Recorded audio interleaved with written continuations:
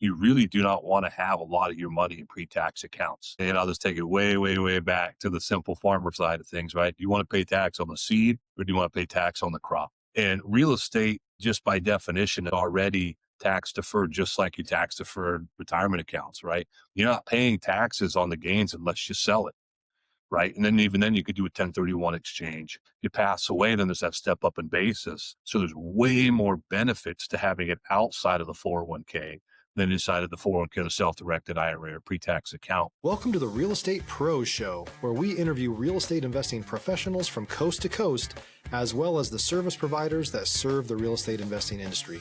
Our goal is simple: share what's working now to help you improve and scale your business to the next level and meet the pros that can help you get there.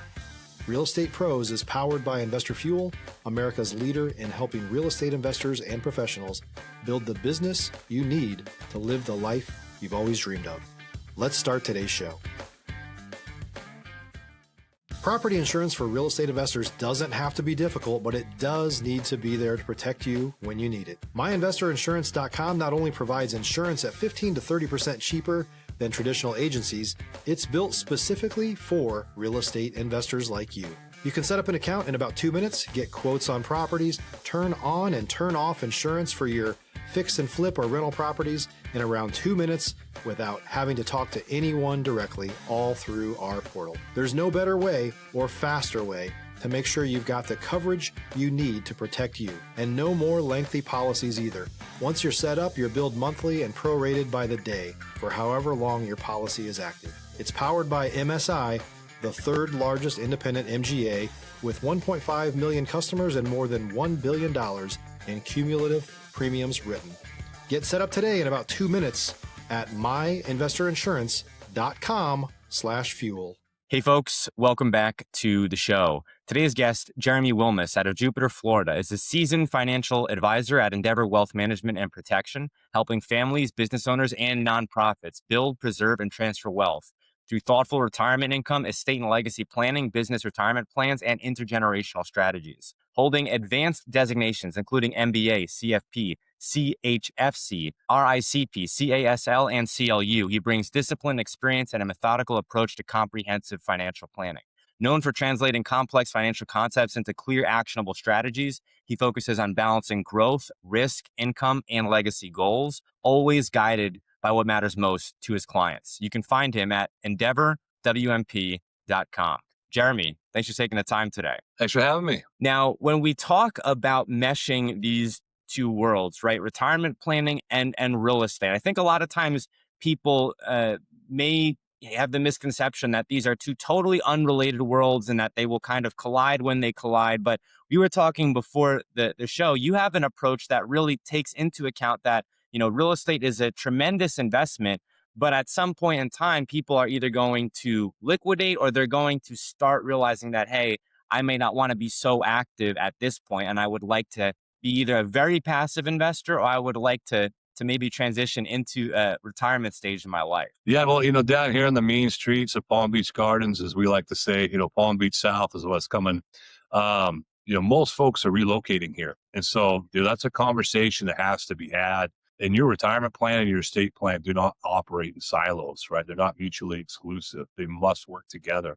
So like we were talking, you know, is there, you know, tremendous, you know, emotional attachment to the family home, right? A lot of folks that retire down here move here. And so, you know, we talk about that, then did they maintain that home? Or are they keeping that for sentimental value? Is it being rented? Is it going to be gifted? If not, if they've already liquidated that, they purchased something down here, they've already got an affinity for the real estate market and they're starting to understand that. So when we're doing the retirement estate plan down here, what is going to be the ultimate goal of this asset? Right? If it's a new acquisition, doesn't have, you know, all those years of memory and all of that sentimental value, then, hey, what is going to be the ultimate disposition? Is this going to be something that we want to leave? Is this something that's going to cash flow down the road? So we begin to have those conversations. And I think, Dylan, too, that we talked about earlier, it's not everything, but usually when people come to us, it's that basket. They bring the proverbial shoebox full of things that they've acquired. And sometimes they include real estate, which, as we said, is fantastic. A lot of advisors feel that most of your money should go into stocks and bonds and advisory accounts and all those things. But to the extent that clients have the ability to and the desire and understanding of it. Real estate is one of the greatest creators of wealth. And if done properly and the planning's done right, it's something that we absolutely love to see in financial plans to work with. Stop living on an island and join the #1 mastermind in America for professional real estate investors. Investor Fuel is a community of hundreds of the nation's top investors working together to build stronger businesses and better lives. In addition to the amazing community of real estate investors acting as a board of advisors for one another, Investor Fuel members have access to 100% funding on purchase and repairs for our members only, a health insurance program, and benefits and discounts that more than pays for the membership of most of our members, meaning it's actually costing you money to not be a member of Investor Fuel.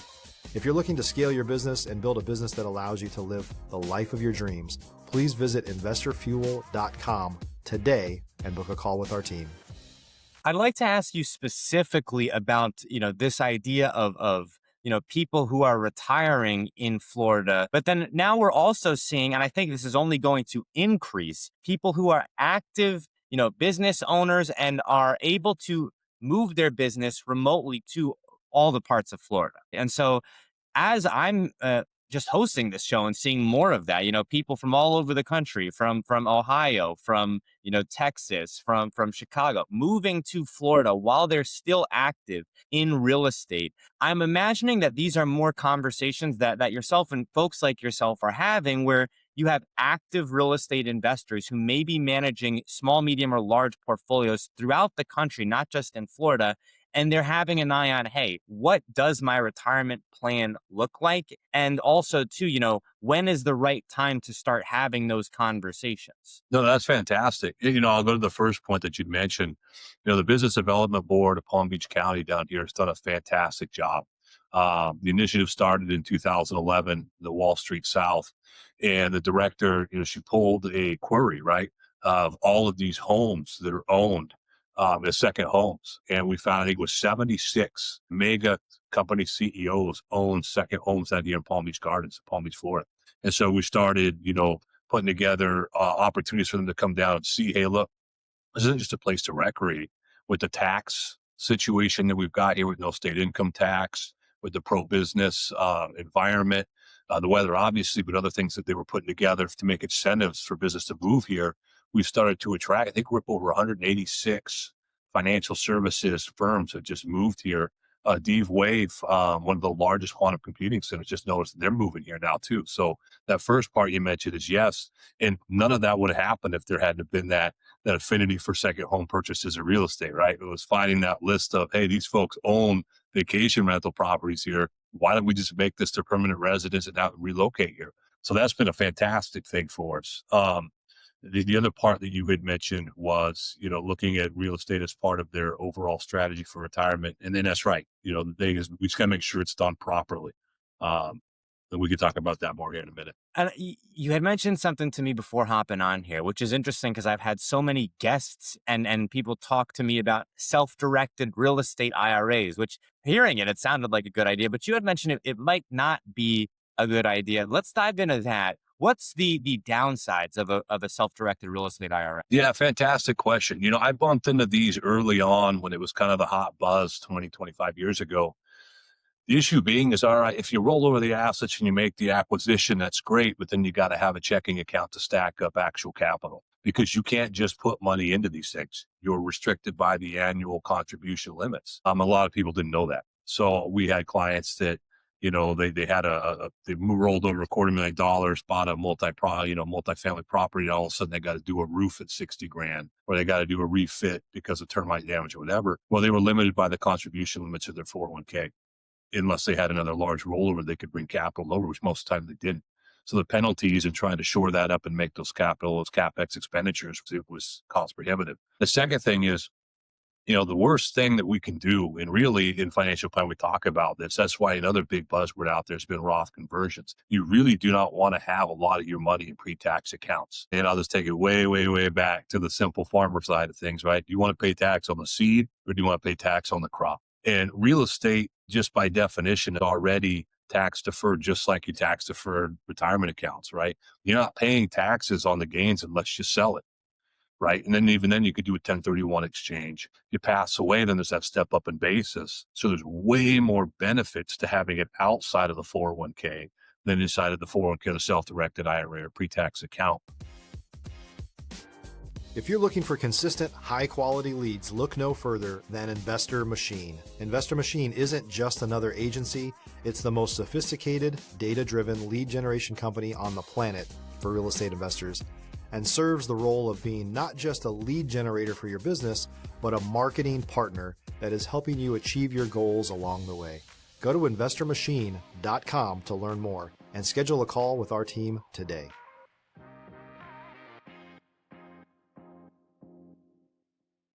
I think what happens is a lot of times that the opportunity was to, hey, you've got a large amount of money in these pre-tax retirement accounts. Here's how you can procure real estate using those funds, but you're exasperating the tax problem. You're making it worse because now you're going to have a highly appreciated asset inside this account that now is going to start spitting off cash flow that would have a favorable income, right, taxation wise. But now it's all going to be ordinary income coming out of that IRA. And then let's make that worse is when you pass away and you pass it on to the next generation, they're going to have to realize to take the gains on that whole portfolio within 10 years. So how do you make that work? So that's one of the things that we've really, we've done a good job of recently, the last, let's say 5 years. We've got some tax mitigation strategies to get people out of those situations and get those back. And, we can get into that. Oh, sorry, go ahead. No, yeah, the self-directed IRAs are certainly interesting, but I haven't had, to my knowledge, and I hope I'm not misstating this, I haven't had a tax professional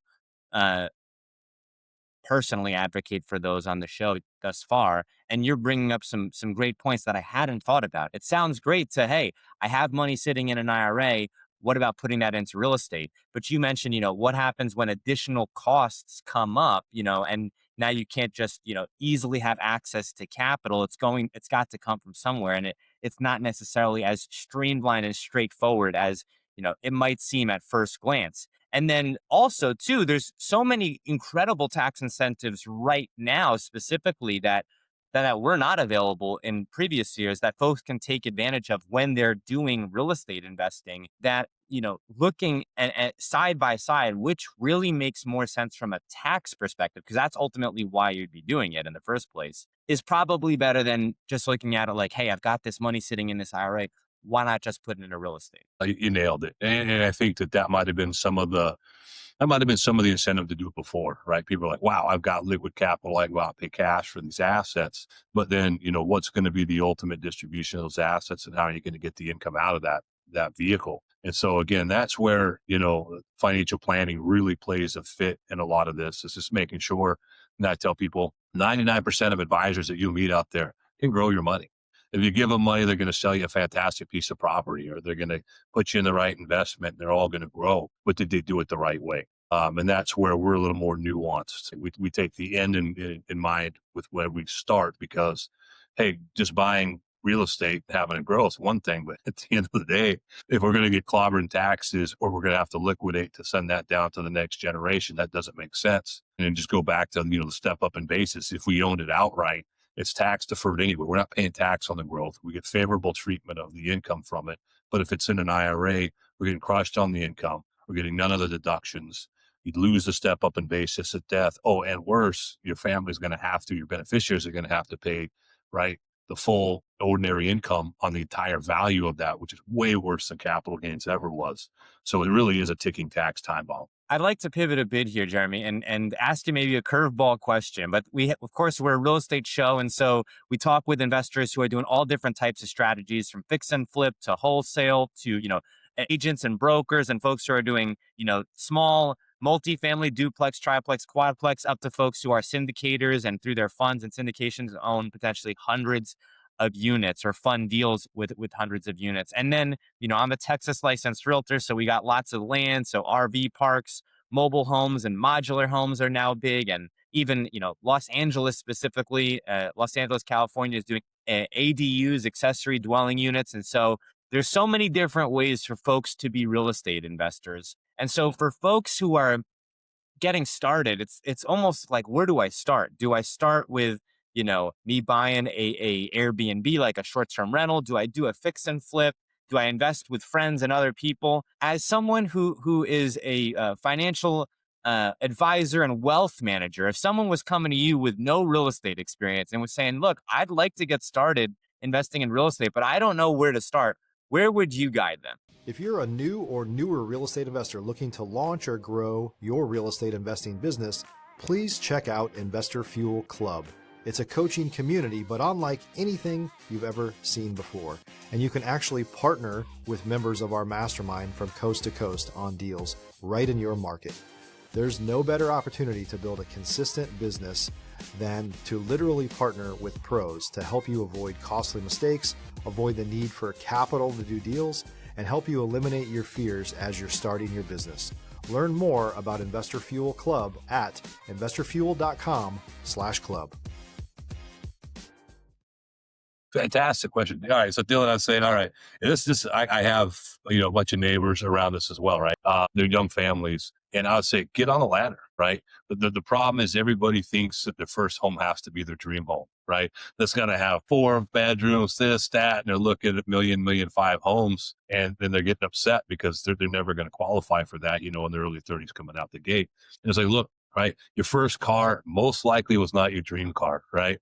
Unless you were lucky. I put that, I would take that with a grain of salt. But the point I'm trying to make is get on the property ladder. If you're renting a 2-bedroom apartment, go out and buy a 2-bedroom condo or a 2-bedroom townhome, right? More than likely, right, outside of the down payment, your monthly payment is going to be less or what you're paying in rent, which is just tossing money away. But you're on the property ladder now.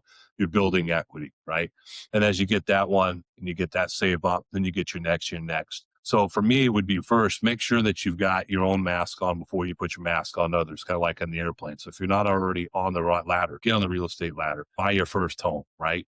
And again, if it's not your dream home, buy a home that you can afford, get in the market, right? Then you can start building sweat equity, fixing it up. That'd be step 1. Step 2 is you've got your dream home, you're thinking about it. Now you've got some savings, right? Then it just kind of depends. How hands-on do you want to be, right? If you've got a couple that has the ability to go in and put some sweat equity into it, right? If they actually enjoy it, they got to enjoy it, right? If you don't love going in and doing that work, you don't really want to task somebody with doing that because they're going to hate you and they're going to hate the job and it's just not going to work out.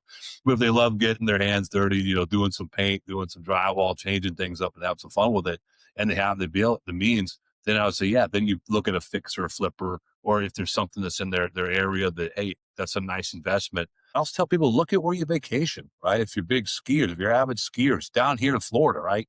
The summer times here are tough, right? There's a lot of people who go up north, right? It's not just the people up north come down here during the winters. Like we like to go up north in the summer.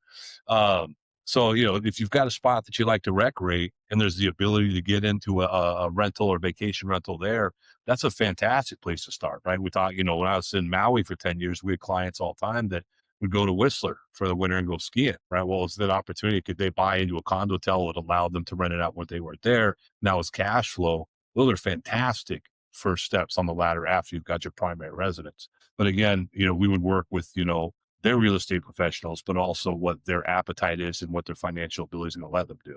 Yeah, I think a lot of people start with something that they're not particularly enthusiastic about, which can be challenging because I had a guest tell me, if you're hosting a short-term rental, an Airbnb, but you don't enjoy being a host, that can be challenging because you're going to be most likely self-managing.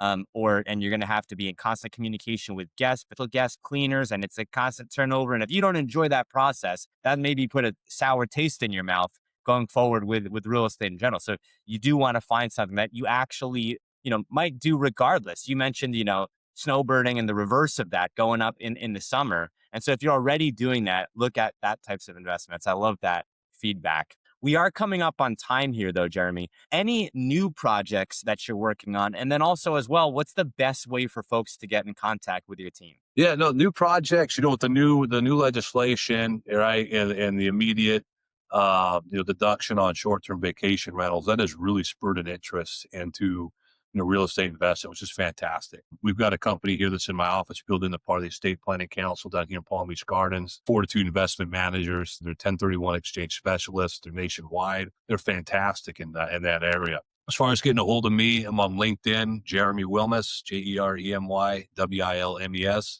Our website is www.endeavorwnp.com, like wealth management protection. I will tell you, though, it's back here. It is the British spelling. It says in Captain Cook's Endeavor ship. You can read about that on the bio. But yeah, I appreciate the time today. It's an absolute blast. Thanks, Jeremy. Thanks for hopping on. Thanks for joining us for today's Real Estate Pros Show. You can learn more about the amazing benefits of the Investor Fuel Mastermind community, including surrounding yourself with hundreds of other rock stars, 100% financing for your deals, and members-only discounts from vendors you're likely already using that, as a member of Investor Fuel, will save you more than the cost of your membership. Visit investorfuel.com to learn more.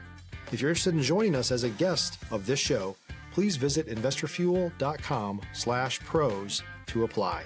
You can also check the show notes for access to free resources, how to get access to world-class lead generation, and much more. Don't forget to subscribe so you never miss another episode. Have a great day. We'll see you on the next show.